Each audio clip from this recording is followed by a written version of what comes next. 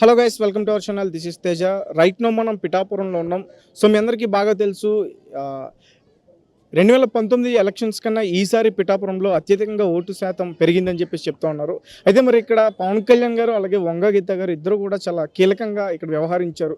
మరి వాళ్ళిద్దరిలో ఎవరికి ఎక్కువగా గెలిచే అవకాశాలు ఉన్నాయి? ఆల్రెడీ ఓటింగ్ అయిపోయింది, ఎక్కువ శాతం ఓటింగ్ నమోదైంది కాబట్టి మనం ఒకసారి తెలుసుకునే ప్రయత్నం అయితే చేద్దాం. అన్న నమస్తే. సో ఇక్కడ వంగ గీత గారు అలాగే పవన్ కళ్యాణ్ గారు, సో వాళ్ళిద్దరూ కూడా ఇక్కడ పోటాపోటీగా ఓటింగ్ జరిగిందని చెప్పేసి అంటున్నారు.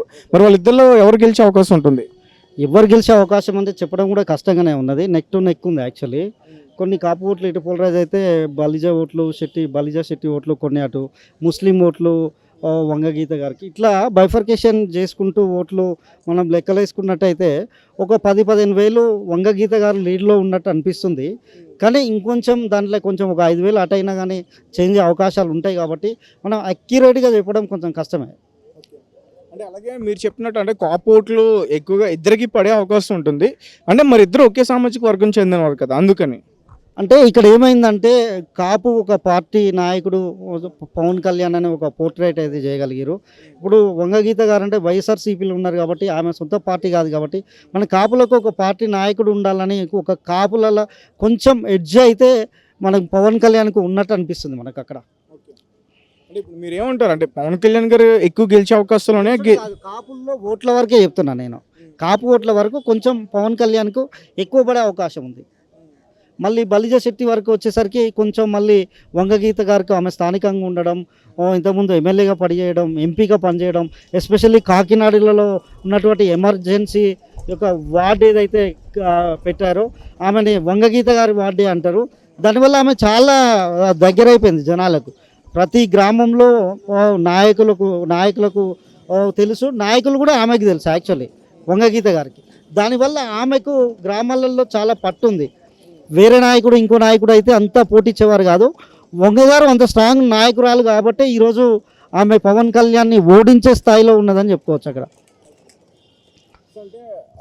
అక్కడ జగన్మోహన్ రెడ్డి గారు వెళ్ళడం కూడా మనం చూసాం. లాస్ట్ మూమెంట్లో ఆయన వెళ్ళి అక్కడ స్పీచ్ ఇవ్వడం, అలాగే చిరంజీవి గారు ఒక వీడియో రూపంలో పవన్ కళ్యాణ్ గారికి సపోర్ట్ చేస్తూ స్పీచ్ ఇవ్వడం, కొంతమంది సినిమా పరిశ్రమకు చెందిన చాలామంది కూడా వ్యక్తిగతంగా పవన్ కళ్యాణ్ గారికి సపోర్ట్ చేయడం అక్కడికి వెళ్ళి, ఇలాంటివన్నీ కూడా చూస్తూ ఉన్నాం. సో అంటే ఓవరాల్గా చూసుకుంటే పవన్ కళ్యాణ్ గారికి ఎక్కువగా వర్కౌట్ అయ్యే ఛాన్సెస్ ఉన్నాయని నేను అనుకుంటున్నాను. మీరు అనుకోవడం కాదు, ఎప్పుడైనా చూడండి. ఇప్పుడు జబర్దస్త్ టీం కావచ్చు, లేకపోతే రామ్ చరణ్ కావచ్చు, వరుణ్ తేజ్ కావచ్చు, వీళ్ళందరూ పవన్ కళ్యాణ్ గెలిచే అవకాశం ఉంటే వీళ్ళందరూ పోయి ఎందుకు ప్రచారం చేస్తారు? బేసిక్గా అంటే ఒక హైప్ క్రియేట్ చేయగలిగారు వాళ్ళు. అంటే సినిమా వాళ్ళు వస్తే పిఠాపురం ఏంటంటే కొంచెం సినిమా వాళ్ళంటే కొంచెం పిచ్ ఎక్కువ ఉంటుంది యాక్చువల్లీ. పవన్ కళ్యాణ్కు ఎక్కువ ఫ్యాన్స్ కూడా ఆ నియోజకవర్గంలో ఉంటారు కాబట్టి ఒక సినిమాటిక్గా రియల్గా మళ్ళీ గ్రౌండ్లోకి వచ్చి చూసినట్టయితే రాజకీయం అనేది వేరు.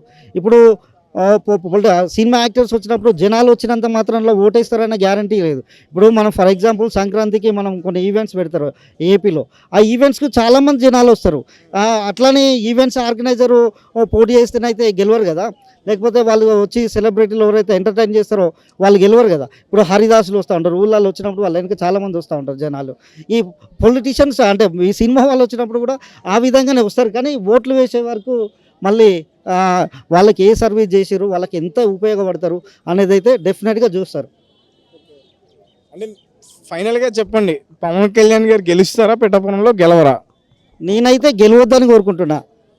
పవన్ కళ్యాణ్ గెలవద్దని కోరుకుంటాను. ఎందుకంటే ఆయన పార్ట్ టైం పొలిటీషియన్. ఆమె వంగగీత గారు 85 నుంచి రాజకీయ జీవితంలో ఉన్నారు.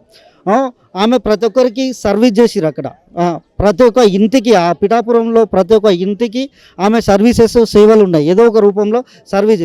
ఈ పవన్ కళ్యాణ్ అనేటైనా హైదరాబాద్లో ఉంటాడు.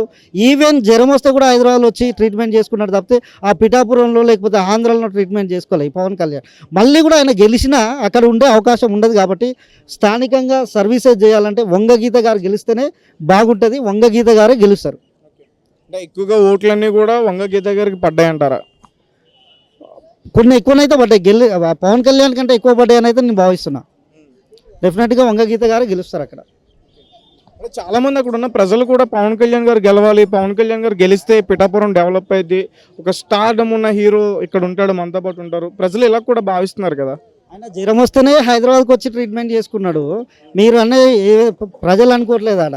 ఎవరైతే బిలో 25 ఏజ్ ఉన్నటువంటి యువత పవన్ కళ్యాణ్ వస్తే బాగుంటుందని వాళ్ళు అనుకుంటారు. ఎందుకంటే ఈయన ఇట్లా అనుడు అట్లా అనుడు, లేకపోతే చెండాడుతా అన్నాడు, జగన్ అన్నాడు, జగన్ని 4వ పిల్లం అన్నాడు. ఆయన వింత మాటలు వాళ్ళకి నచ్చుతాయి. ఇగో 25 టీనేజ్ వాళ్ళకి ఏంది, కొంచెం ఎంటర్టైన్మెంట్ చేసి కొంచెం ఏదో స్పీచ్లు ఇచ్చినంత మాత్రాన ఇన్స్పైర్ అవుతారు. కానీ ఒక 35-40 ఏళ్ళు దాటిన వాళ్ళకు ఒక మెచ్యూరిటీ ఉంటుంది. వాళ్ళు ఎవరికి ఓటు వేయాలి, ఎందుకు వేయాలి, వాళ్ళకి వేసిన తర్వాత వాళ్ళు ఎక్కడ ఉంటారు, ఏ సర్వీస్ చేయగలుగుతారు అని ఆలోచించి ఓటేస్తారు. అలాంటి ఓటర్, ఒక మెచ్యూర్ ఓటర్ పవన్ కళ్యాణ్కు ఓటు వేయడు, 100% ఓటు వేయరు. అంటే చాలామంది కూడా వెళ్ళిన నటులు కానీ వాళ్ళందరూ, ఈవెన్ రామ్ చరణ్ గారు, సాయి ధరమ్ తేజ్ వాళ్ళందరూ కూడా ఖచ్చితంగా 1,00,000 మెజారిటీ వస్తుందనే నమ్మకంతో ఉన్నారు. సురేఖ గారు కూడా వెళ్ళాం, చిరంజీవి గారి సతీమణి. ఇప్పుడు 1,00,000 మెజారిటీ అక్కడ 2 లక్షల ఓట్లు ఉన్నాయండి. 1,00,000 మెజారిటీ వస్తుంది అంటే ఈయనకి ఎన్ని రావాలి, 1,50,000 ఓట్లు రావాలి. అంటే 50,000. మరి వీళ్ళందరూ పోవడం దేనికి? 1,00,000 మెజారిటీ వచ్చినప్పుడు రామ్ చరణ్ పోవడం ఎందుకు, వరుణ్ తేజ్ పోవడం ఎందుకు, లేకపోతే జబర్దస్త్ ఆర్టిస్టులు డోర్ టు డోర్ పోవడం ఎందుకు, లేకపోతే చిరంజీవి స్పెషల్గా వీడియో రిలీజ్ చేయడం ఎందుకు? ఇదంతా అవసరం లేదు కదా. ఆ సిచ్యువేషన్ లేదు కాబట్టి అట్లనన్నా ఓట్లు వస్తాయని. ఎప్పుడో చిరంజీవి రాజకీయాలకు 2009లో గుడ్ బై చెప్పిపోయిన ఆయనను కూడా తీసుకొచ్చి ఒక వీడియో రిలీజ్ చేసిరంటే ఏమనుకోవాలి? ఆయన గెలుస్తాడు అనుకోవాలన్నా, ఓడిపోతాడు అనుకోవాలన్నా? అయితే ఫైనల్గా పిఠాపురంలో వంగ గీత గారు గెలుస్తారా, పవన్ కళ్యాణ్ గారు గెలుస్తారా? నేను 100% వంగ గీత గెలుస్తారని అనుకుంటున్నా. 100% గెలుస్తారు కూడా. Thank you so much. Thank you అన్న. అయితే మరి ఈసారి పిఠాపురంలో ఎక్కువగా ఓటు శాతం నమోదు అని చెప్పేసి మనం వింటున్నాం. 71%. అంటే గతంతో పోల్చుకుంటే ఇప్పుడు చాలా ఎక్కువైంది అని చెప్పేసి 86 చేంజ్, రైట్. అయితే మరి అక్కడ కేవలం పవన్ కళ్యాణ్ గారు నిలబడడానికి దీనికి కారణం అయి ఉండొచ్చా, లేకపోతే ఇంకేదైనా ఉందా? ఓటింగ్ పర్సెంటేజ్ ఆంధ్రప్రదేశ్లో టోటల్గా పెరిగింది, తెలంగాణలో పెరిగింది. అది పవన్ కళ్యాణ్ గారు అక్కడికి వెళ్ళారే అందు గురించే పోలింగ్ శాతం పెరిగిందని నేను అనుకోవట్లేదు. మరి ఈసారి పిఠాపురంలో ఎవరు గెలుస్తారు, వంగ గీత గారా, పవన్ కళ్యాణ్ గారా? నా ఉద్దేశం అయితే వంగ గీత గారు గెలిస్తే బాగుంటుంది. ఎందుకంటే ఆమె లోకల్, ఆమె 2009 నుంచి కూడా ప్రజల్లో ఉంది, లోకల్ క్యాండిడేటు. ఆమె చేసిన డెవలప్మెంట్ చాలా ఉంది. పవన్ కళ్యాణ్ గారిది లోకల్ కాదు, ఏదో ఓట్ల గురించే వెళ్ళాడు అక్కడ ఆయన. అది కూడా చాలా సర్వేలు చేసుకొని కాపులు ఎక్కున్నారు అని చెప్పేసి అక్కడ వెళ్ళాల్సి వచ్చింది ఆయన. ఇంతకుముందు గాజువాకి వెళ్ళాడు, భీమవరం వెళ్ళాడు.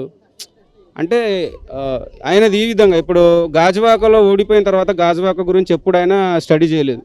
భీమవరంలో ఓడిపోయాడు, భీమవరం గురించి ఏ రోజు స్టడీ చేయలేదు. ఈరోజు పిఠాపురంలో ఓడిపోతే కూడా పిఠాపురాన్ని కూడా ఆయన ఏ రోజు అక్కడ ఉన్న జనాలకి అందుబాటులో ఉండడం నా ఉద్దేశం. అంటే చాలామంది కూడా చాలా రకాలుగా పవన్ కళ్యాణ్ గారికి అక్కడ మద్దతు తెలియజేశారు, సినిమా వాళ్ళందరూ కూడా. ఆల్మోస్ట్ చిరంజీవి గారు కూడా ఒక వీడియో రూపంలో ఆయనకి సపోర్ట్ చేయడం మనం చూసాం. పవన్ కళ్యాణ్ గారు గెలుపుని పిఠాపురం ప్రజలు చాలా బలంగా కావాలనుకుంటున్నారు అనేది కూడా వింటున్నాం. మీరేమో ఇప్పుడు ఎలా అంటున్నారు? అంటే కోరుకోవడం తప్పులేదు. పవన్ కళ్యాణ్ గారు గెలిచిన తర్వాత పిఠాపురం ప్రజలకు తెలుస్తుంది వాస్తవం ఏంటిది. వంగ గీత గారు అంటే ఏం చేశారు, ఆమె ఎవరు. ఇప్పుడు రీసెంట్గా చూసుకుంటే ఓట్ల రోజు నిన్న వంగ గీత గారు లోకల్గా వెళ్ళి ఓటేసింది ఆ మేడం. పవన్ కళ్యాణ్ గారు మంగళగిరికి వెళ్ళి లోకేష్కి ఓటేశారు. అది కూడా ఓటేసిన తర్వాత ఇది ఏదైనా ప్రింట్అవుట్ వస్తుందా అని అడుగుతుండే ఆయన. ప్రింట్అవుట్ వస్తుంది, ఎట్లా వస్తుంది ప్రింట్అవుట్ వస్తుంది? మరి అంటే ఆలోచించండి, పవన్ కళ్యాణ్ గారికి ఉన్న ఆ అనుభవం ఏ విధంగా ఉంది. అంటే ఇప్పుడు రాజకీయంగా మీరు పవన్ కళ్యాణ్ గారు education 10th pass 10th fail నాకు తెలిసి. వంగ గీత గారు ఆమె ఎంఫీలో ఎంఎస్ చేసి మంచి ఎడ్యుకేషన్ పర్సన్, మంచి వాక్చాతుర్యం ఉన్న వ్యక్తి, లోకల్ క్యాండిడేట్, అభివృద్ధి చేసింది. జగన్మోహన్ రెడ్డి గారు రీసెంట్గా పిఠాపురంకి వెళ్ళిన రోజు గీతమ్మని గెలిపిస్తే డిప్యూటీ సీఎంగా మళ్ళీ రిటర్న్ నేను పిఠాపురాన్ని పంపిస్తా అన్నాడు. ఒక డిప్యూటీ సీఎం అంటే జోక్ కాదు. మరి అలాంటప్పుడు పిఠాపురాన్ని డెవలప్ చేసుకున్నట్లే కదా. పవన్ కళ్యాణ్ గారికి గెలిపిస్తే ఇప్పుడు ఎట్లయినా ఆంధ్రప్రదేశ్లో జగన్మోహన్ రెడ్డి గారు ముఖ్యమంత్రి అవుతారు. ముఖ్యమంత్రి అయిన తర్వాత నిధులు రావాలంటే వైసీపీ నుంచే రావాలి. మరి ఎలా అడ్జస్ట్మెంట్ అవుతుంది? అవ్వదు కదా. ఇప్పుడు ప్రజలు అక్కడ ఉన్న ప్రజలు ఆలోచించారంటారా ముందే? పవన్ కళ్యాణ్ గారికి నిజం చెప్పాలంటే ఓట్లు వేసి ఉండొచ్చు. నాకు తెలిసి ఆయన గెలిచినా అక్కడ ఉండడు, ఓడిపోయినా అక్కడ ఉండడు. అది ఆ ప్రజలు అక్కడ తెలిసి వంగ గీత గారికి ఓటు వేసి గెలిపించుకుంటున్నారని నాకు తెలిసిన ఒపీనియన్. మరి గీత గారు ఓడిపోతే వాళ్ళ దురదృష్టం, ఇంకా వాళ్ళు చేతులారా వాళ్ళ నియోజకవర్గాన్ని వాళ్ళు పాడు చేసుకున్నట్టే నేను అనుకుంటాను. అంటే మీరు ఏమంటారంటే అక్కడ పవన్ కళ్యాణ్ గారు గెలవడం వల్ల అక్కడ ప్రజలకి లాభం లేదు, వేస్ట్. అంటే అక్కడ ఉన్నాడు అంటున్నారు. అంటే రాజకీయాలు ఇప్పుడు నెక్స్ట్ 5 years మీరు న్యూస్లో మీరు ఛానల్ ఉంది, మీరు చూడండి. ఇప్పుడు బాలకృష్ణ గారు హిందూపురం నుంచి గెలుస్తారు. హిందూపురంకి వెళ్ళి మీరు గ్రౌండ్ లెవెల్ రిపోర్ట్, నాకు జెన్యున్ ఒరిజినల్ రిపోర్ట్ తీసుకొని వచ్చి మనం డిస్కస్ చేద్దాం. ఏమీ ఉండదు ఆడ. ఇప్పుడు ఎందుకంటే ఈయన సెలబ్రిటీ, నాకు సినిమాలు చేసుకుంటాడు. సినిమాలు చేసుకుంటే ఆయన పిఠాపురంలో ఏం పని?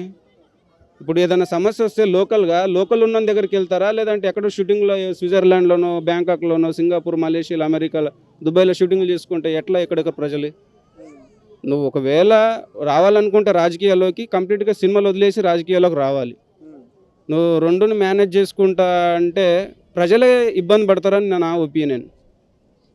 అంటే పవన్ కళ్యాణ్ గారు శాశ్వత రాజకీయం చేస్తారంటారా, మళ్ళీ మధ్యలో వచ్చేస్తారంటారా? అంటే ఇప్పుడు మీరు అంటున్నారు కాబట్టి అడిగే క్వశ్చన్. నాకు నమ్మకం లేదు ఆయన శాశ్వత రాజకీయాలు చేస్తాడని నమ్మకం లేదు. చేయాలనుకుంటే ఈ విధంగా పొత్తులతో రాడు. 15 ఏళ్ళైనా ఆయనకి ఈ పరిస్థితి ఉండేది కాదు. కనీసం ఎమ్మెల్యేగా అయినా గెలిపించండి అని అభ్యర్థించుకుంటున్నా అని చేతులు చాచి అడుకుంటున్నాడంటే సీఎం అన్న పదవి ఎక్కడ పోయింది? ఎమ్మెల్యే అయినా గెలిపించండి అన్న పదం ఎందుకు వాడుతున్నాడు ఆయన? నువ్వు సింగిల్గా వచ్చి సీఎం అభ్యర్థిగా 175 మందిని పోటీ చేస్తే ఈ రోజు కాదు రేపైనా నీకు నెక్స్ట్ 29 జనాలు ఆదరిస్తారు కదా. నువ్వు జనాల్లో ఉంటున్నావు, ప్రాబ్లమ్ సాల్వ్ చేస్తున్నావు, గట్టి ప్రతిపక్షంగా ఉంటున్నావు అని తెలిసి ఒక నమ్మకంగా నేను నమ్మి ఓట్లేసి గెలిపిస్తారు. ఈరోజు నువ్వు పొత్తులతో నీకు టీడీపీ అంటే మనకు అందరికీ తెలుసు, వాగ్దానాలు బాగుంటాయి, మేనిఫెస్టో బాగుంటుంది, అమల్లో ఏం ఉండదు.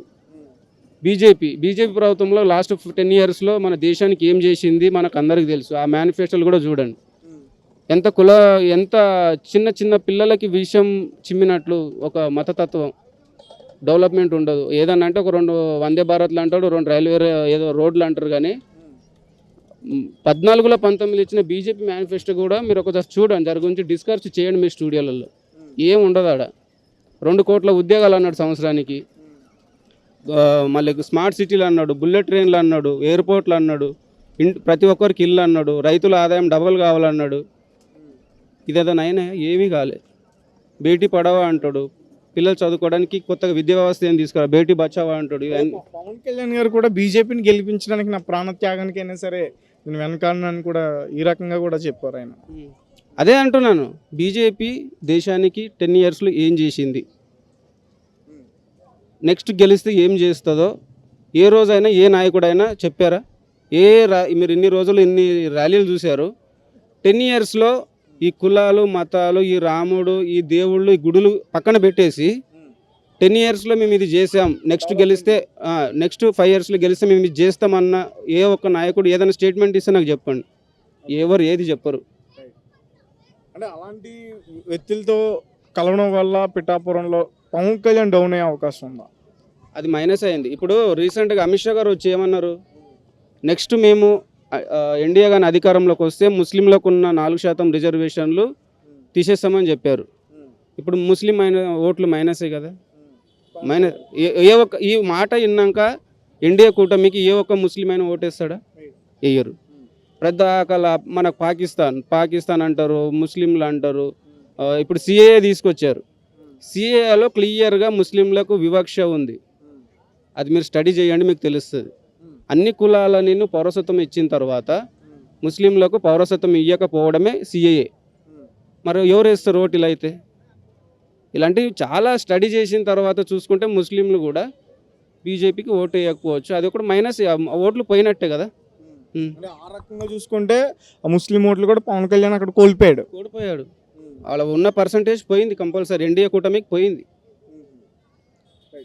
అంటే మొత్తానికి పవన్ కళ్యాణ్ అక్కడ గెలవడం అనేది సాధ్యమా అసాధ్యమా? నేనైతే గెలుస్తాడు ఒక 20,000 30,000 ఓట్ల మెజారిటీతో నేను అనుకున్నా, నేను అక్కడ వర్క్ చేయడం బట్టి చూసి. సో అంటే మీరు ఏ లెవెల్లో అక్కడ వర్క్ చేశారో లేకపోతే ఎట్లా మీకు ఎలా తెలిసింది? పిఠాపురంలో పవన్ కళ్యాణ్ గారు పోటీ చేసినప్పటి నుంచి సినిమా వాళ్ళు డ్రామా కంపెనీ వాళ్ళందరూ వెళ్ళారు, జబర్దస్త్ వాళ్ళందరూ వెళ్ళారు.